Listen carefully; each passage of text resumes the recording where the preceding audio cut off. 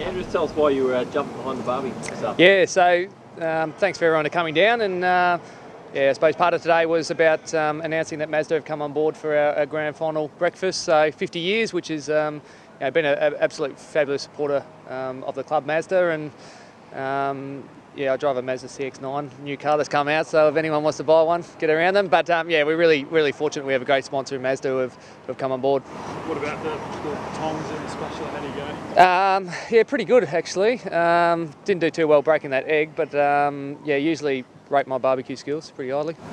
And we haven't sort of spoken to you since the big decisions were made a couple of weeks ago. For you, did you see it coming? Did it take a few days to sink in, particularly I guess the big talking point with Boone?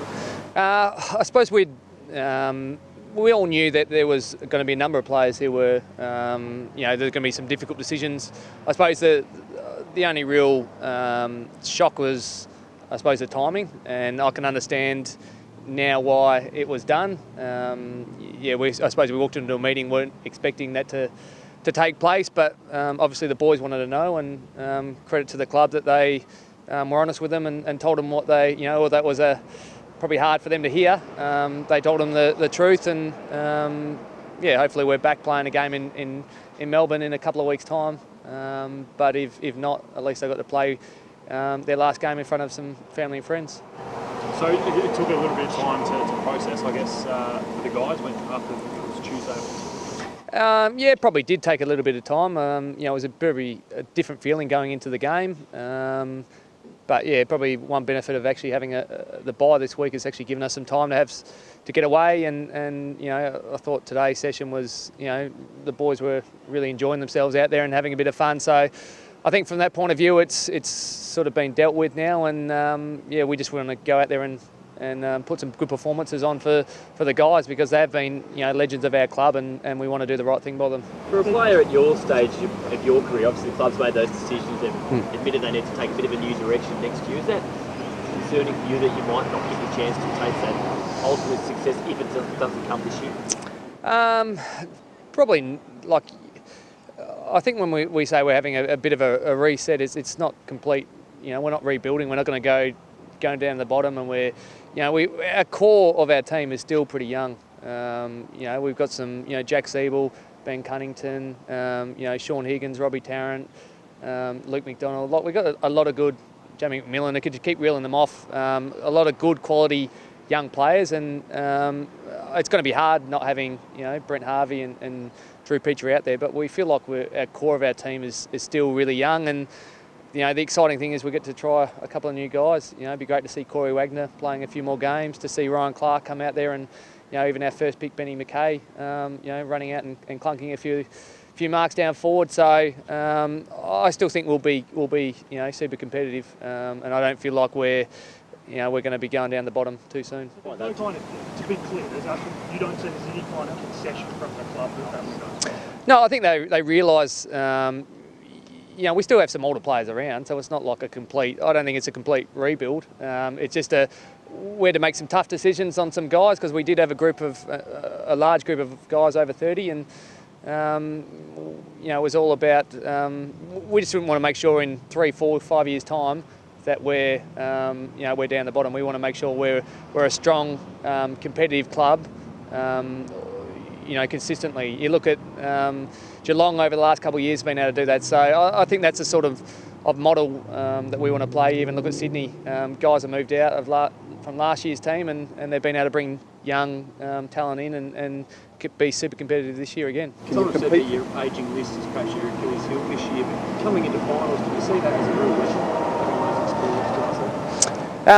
Yeah. I suppose having the week off allows everyone to have a bit of a break, and it's been a tough second half of the year with a lot of guys going down. So hopefully we'll get a few guys back, and we got some games into Sean Higgins and Luke McDonald last week, which was a real positive. So I think the ability that guys are older and have been there. We played a couple of prelims. Hopefully that will stand us in good stead. But it's still going to be a massive challenge first up to go to Adelaide and try and win a game over there. How do you turn around the form the second half of the year as a group, do you think, Andrew? I think we've slowly over the last couple of weeks been building. Second half on the weekend was disappointing. but I think before that we played Sydney, really challenged them. Could have quite easily have won that game, but I think from that side of things, I've been able to identify some things that have been really holding us back, and yeah, hopefully we can continue to build, and yeah, it all clicks next week. If Jared does come back and one call has to go, is Drew Petrie a chance to make way, do you think? Or do you think you need him? No, I think Drew's experience. Yeah, I think it'd be hard to go in a game without him.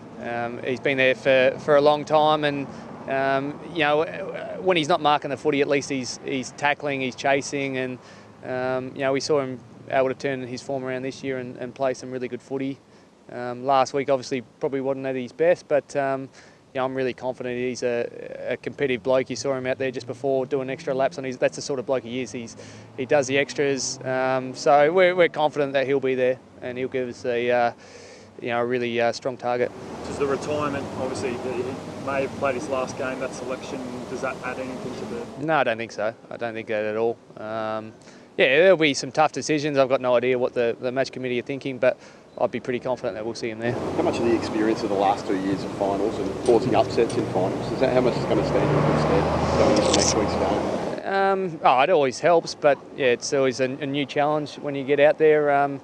You know, first time playing a final in Adelaide, and yeah, it's going to be massive for the guys. But yeah, hopefully it may add a little bit, but it's always a new game, and the great thing about it is it's super competitive. You know, a lot more contested footy, and you know, that's the strength of our team. So I think from that point of view, it will hopefully suit us. Is Adelaide the toughest road trip in footy? Probably. You could rattle the whole going to Perth. Tough. We've had some tough games over there in the last couple of final series. You know, all going up to Sydney and playing Sydney up there, I'm sure that'd be tough. So yeah, there's plenty of tough venues.